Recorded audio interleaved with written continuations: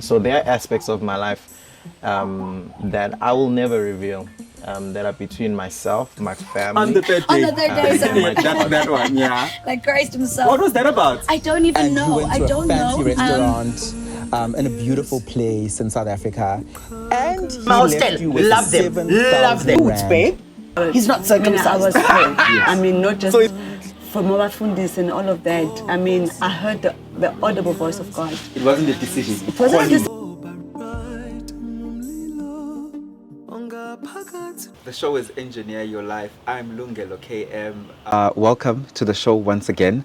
Thank you so much for tuning in always. Every Tuesday at 6 p.m. we've got brand new episode with exciting guests, with educational guests, and a very first. Today we don't have an exciting educational guest just only because he does fit those profiles as well. But this is a legend. I am honored. I am beyond humbled to be in the presence of the legendary Sipho, Hotstix Mabuse.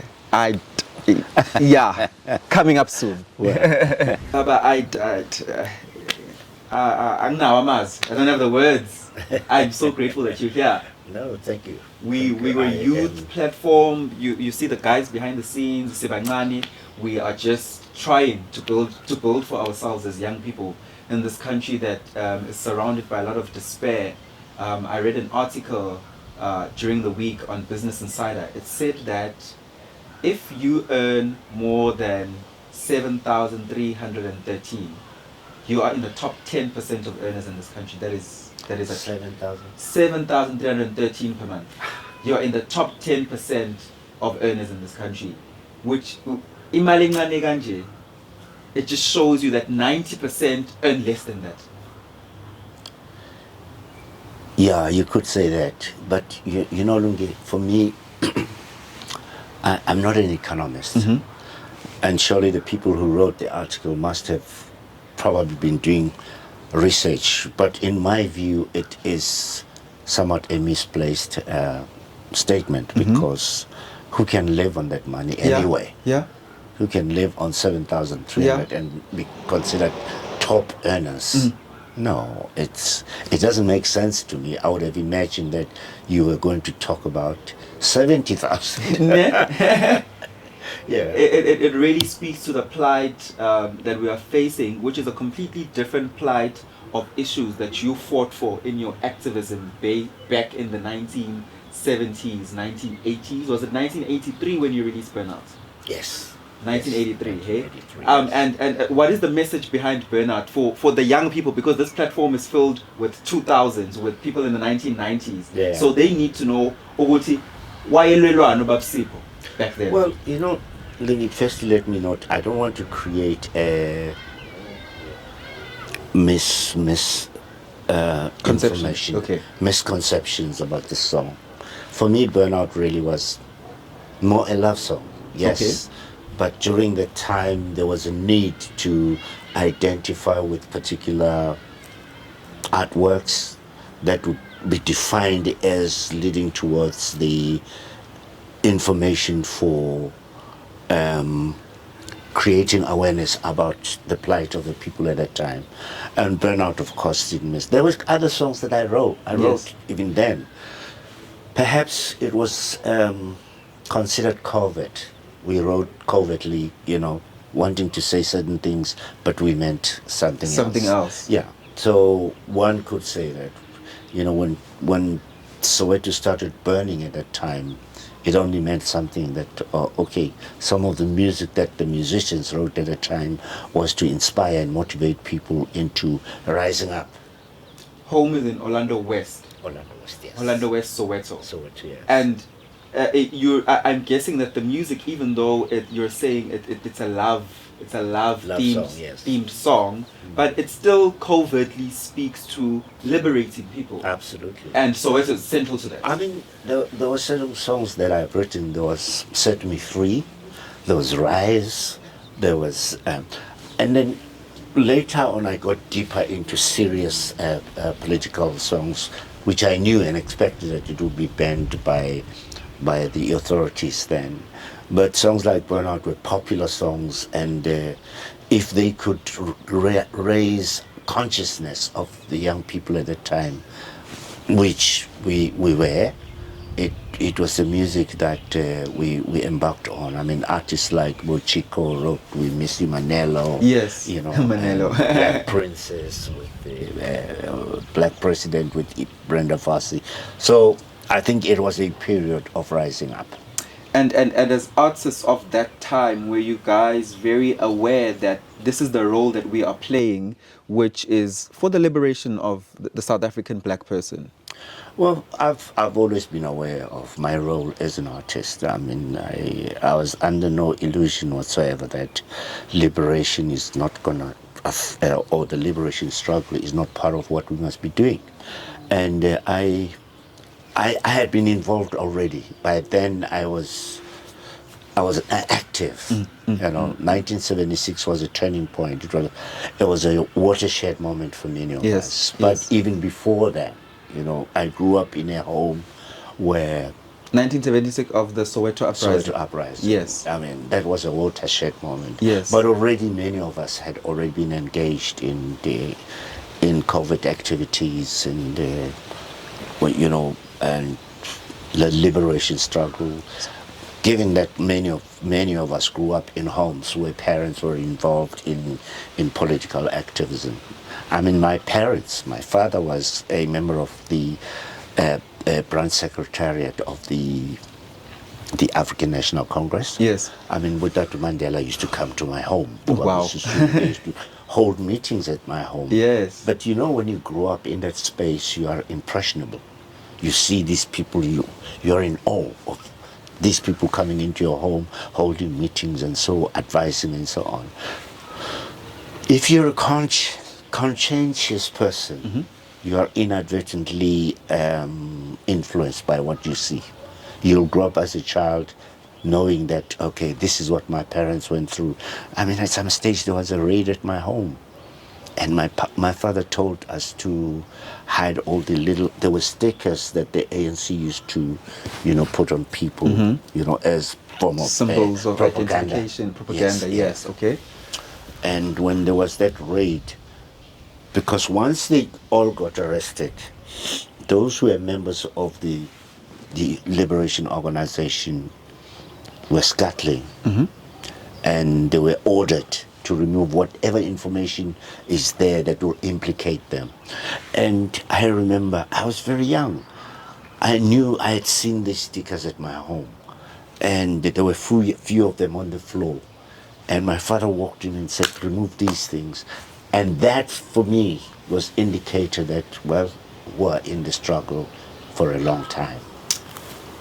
We as young people are fighting a different struggle. Your struggle was for liberating people for I'd say a systematic right down to a basic need, the basic need to vote as a person. You were fighting for just to be recognized as a black person as an equal to everybody else. Absolutely. So Absolutely. right now the fight is highly economic, it's highly mental. The black people, young people, black people just want to be part of the economy and economic activity. Do you think artists of today are doing enough to be relevant to the fight of today? One of the things that I'm always averse to do is ownership.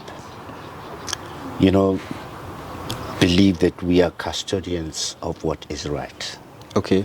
Now, I don't know whether when you speak about the youth, are you referring in particular the musicians who are in the arts, or just youth in general? Definitely, I'd say the musicians in the arts, because I want to draw a parallel between what you as musicians of that time who were in the Soweto uprising era did for us today to be able to have podcast platforms like this as a young black person, and what musicians who are the youth today are doing for the economic emancipation that is needed.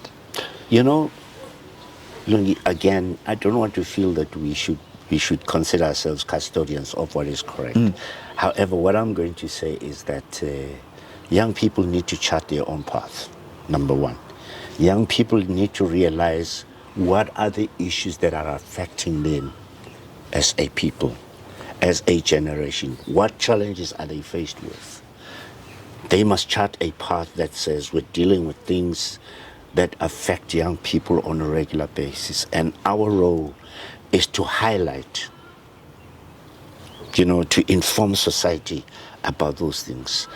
Artists must always, in my view, remain a voice of consciousness. And if we cannot be a voice of consciousness, then we're losing sight of our role, how we can advance issues that affect mankind. I think of people like Mam Yvonne. I think of people like yourself. To those that are legends that we're still blessed to have them being alive, and there is longevity there. When I say longevity, you even at your peak, you've remained relevant. Even at what is not considered a social media or traditional media peak, you've remained relevant and steady and self-sufficient. What causes an artist to be steady like that? What should they have in their way of doing things? I'm reading a book at the moment. It's called A Man's Search for Meaning. Mm-hmm. If you live without a purpose, if there's no meaning that is guiding you, somewhere along the lines you're going to lose sight of who you are and what you should be. We are the next generation of musicians that took a role, mm-hmm. but there were people before us. Miriam Makeba was 19 when she went to United Nations. My goodness, to stand up for the people. And she spoke when it was even brutal. The system was brutal. Yes. If she had come back to the country, she would have been detained, probably even killed. Absolutely. But she understood why she's making the music that she was making. And she was called up to the United Nations to speak against apartheid. There was Hugh Masekela, the same story. There was Jonas Gwangwa, who even went to become a soldier. He joined MK. So we learned from them, right? But like I said earlier on, we were influenced by what was happening around us. Now, that in itself, because we had developed a sense of consciousness that says you have a purpose, you have to find your meaning as a human being, not only in terms of material value. What are the values that you hold dear to yourself as a person, and how do these contribute to your society? How do they contribute to your community? Yes. And these are the things that have sustained us long enough. Meaning breeds longevity. Breed longevity. Understanding new meaning. Absolutely. And operating in that meaning. Absolutely. It's now 2022, and we've shifted a lot in terms of what music genres are commercially viable or what people sell or are into. What do you feel is the state of jazz music in South Africa right now? We're in a state of flux. Nothing much is happening in that space at the moment. The media has a very critical role to play.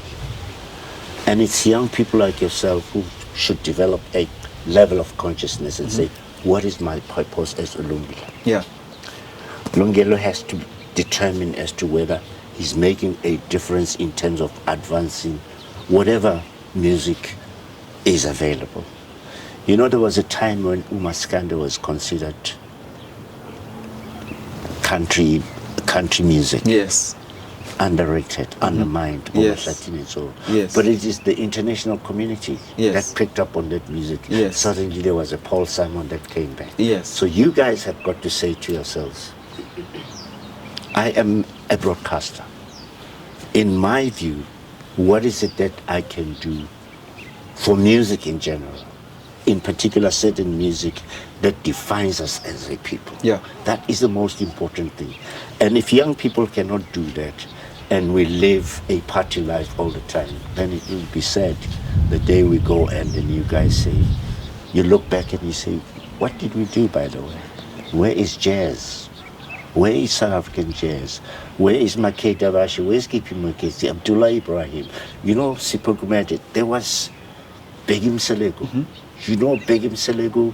I always perform some of his music. Yeah. And I say, I have to tell the story about Ubegi.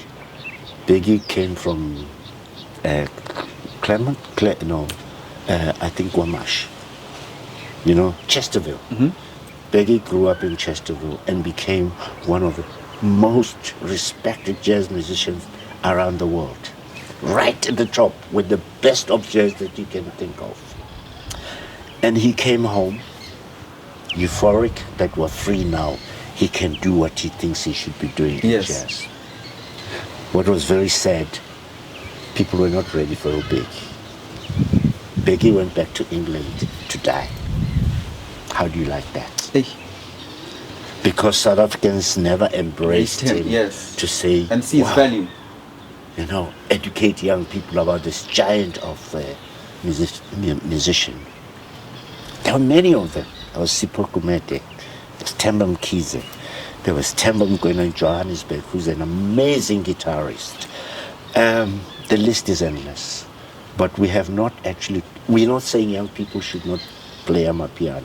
You know, incidentally, amapiano, you listen to, there's no piano. There's no piano. It sounds like a lot of drums. Drums and, you know, think, where do we find the piano?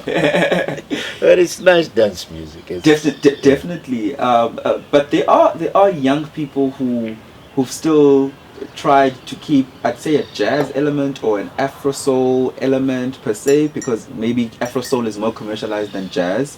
And who are those young people when you listen to the music, you're like, oh, this is keeping to the essence of what we love and what we've made and what I've made in my lifetime? Is there a young person whose music you listen to and you're like, that's amazing? Well, I don't know when you ask how young. Okay. It's very important for me to be able to determine how young we, you know. Feel free across the spectrum. For me, I listen to people like Thandiso Mazwai. Yes. Simpiwe Dana. Yes. You know. Nati? Nati. Yes. Yes. Nati, I listen to... There's a new lady, Zoe Moticha. Oh, Have you heard Zoe, her music? yes, I've performed with her. Oh, that is Yes, amazing. I've That performed is, with I wish I was there. We did an amazing concert at the State Theatre. Okay. Amazing singer. Yes. You know, there's Amy Faku. Yes, Amifaku. Yes. Faku. She's transitioning into being a house vocalist, but at the core, she is soul. So, yes. Yeah. And, you know, one of the questions you asked earlier on was about longevity. I've always tried to advise young people and say, make music because you are honest about what you do. Yes. Not about the material benefits, you know, because you've made a hit now. You're striving to continue on the trajectory. Because somewhere along the line you get caught up. Yes. Because you're caught up in this space where you think, I want the next hit. Caught up in the fame as well. Yes. And then you lose sight of your purpose, the meaning of the music that you make. And as you go along, you get trapped in that. And when it doesn't happen, you become dejected. And you lose confidence and hope in oneself. I've always made music, and I've always believed that I make music because I make music that I believe in. You know, in 1996, I recorded a track called Tababusi. Yes. Nobody knew what Tababusi was. Mm-hmm. And suddenly today, it is a song that everybody plays. Everyone plays that song. 1996. Because I believe that I was advancing. I wasn't making it because I thought it was going to be a hit. It was my creativity, my creative senses that said, I want to make music like this.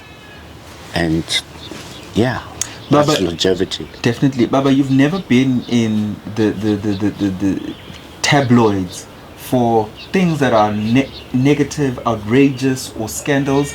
And a lot of people nowadays say, any PR is good PR, and scandals, things that are immoral, surround their names. But you've remained relevant without that too. Going back to you saying living a life of meaning, is it because you've always been so focused in your purpose? I guess that's what I've pursued all the time, and I've always believed that my purpose should be purposeful. Yes. You know, it should be about how do I guide those who look to me for, yes, and I'm not perfect.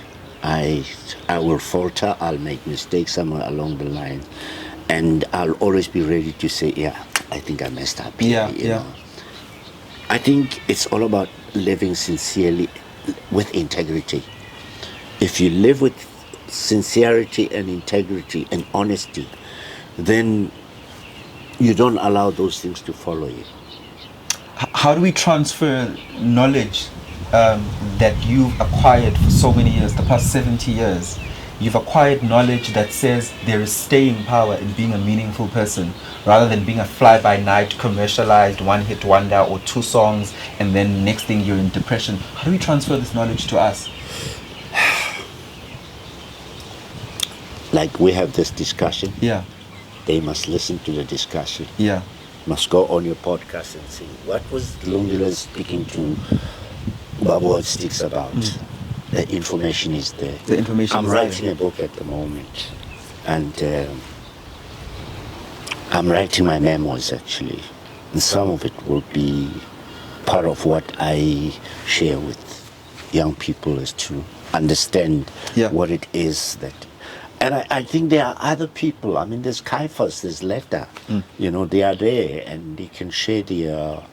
And you know, I work with young musicians. Yes. I get inspired. I get motivated by the energy, you know, and I hope I motivate and inspire them to think in the industry the same way as I do, so that they can go beyond. You know, we're not here to live forever, but what we leave behind is more critical, you know, so that we can only learn. They can learn from what we have imparted in terms of our own experiences. On a lighter note, Ubaba has kids. So many. So many. How many is many? I've got 12 children. 12 children, Baba.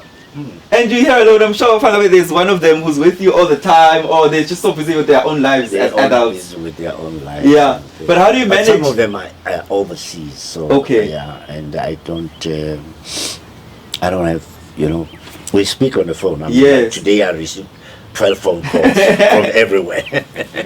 On Father's Day I received 12 phone calls. Wow. That's lovely, because it shows that you're present in their life, no matter how you've designed your relationship.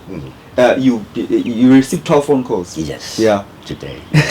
That's absolutely amazing. Yeah. You know. And how old is your youngest? You know, I have a friend. You know, that my friend once said something very interesting, and I've always kept that as part of my mantra. He says, you know what? We may fail our partners, but let us not fail our children. Fair. That is beyond wisdom. Yes. Because the child was brought to you onto this world. Yes. And they rely on you for a greater part of their lives. Right. It's on to you to not fail them. Sure. True. What's the question was there the youngest? Yes. About 4 years old. 4 years old. 4 years. When you're staying power even there. I was staying.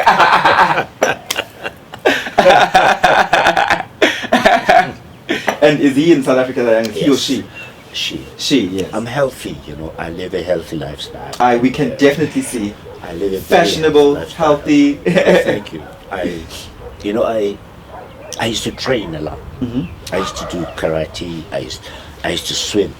I used to do 100 laps, and so I lived a very healthy lifestyle. And I always believe I eat well, so I get all that energy from there. Baba, we don't want to lose you anytime soon, but if you knew that, I can sense that you're a very deeply spiritual person. If you received an email from God and it said you have 24 hours remaining. What are you spending those 24 hours doing? I would come and have an interview with you again. Oh my, the honor. And say, tell them what we spoke about. Yes, you know. yes. And yeah, I'd spend the time. I'd probably want to spend a few hours with those that are very close to me, my children in particular. And yeah, go out to society and say, what is it that you think I can leave behind for you? Yeah. You know. And on the back of that, what do you want to be remembered for? I want to be remembered for having made a difference in many people's lives, whether through my music or the life that I've lived, you know. Because I've always believed that the talent that people think belongs to us, no, it doesn't belong to us. We're merely conduits for it. It belongs to God. He gives it to us. He says, okay, we become the pathway to advancing that talent. Sipho, Hotstix, Mabuse, it's been a privilege, it's an honor. Kuthiwa indlela ibuzwa kwabaphambili. And I hope by us using this platform and you honoring our invite, we downloaded a lot of information. Thank you. And everybody who's a viewer here is able to download that knowledge, and that knowledge transfer process happens. We are truly honored and grateful that you came to our show. Thank you. May you have a continuous, honored, blessed life, and we are fully grateful. Thank you. I really appreciate it. It was fantastic. Thank you.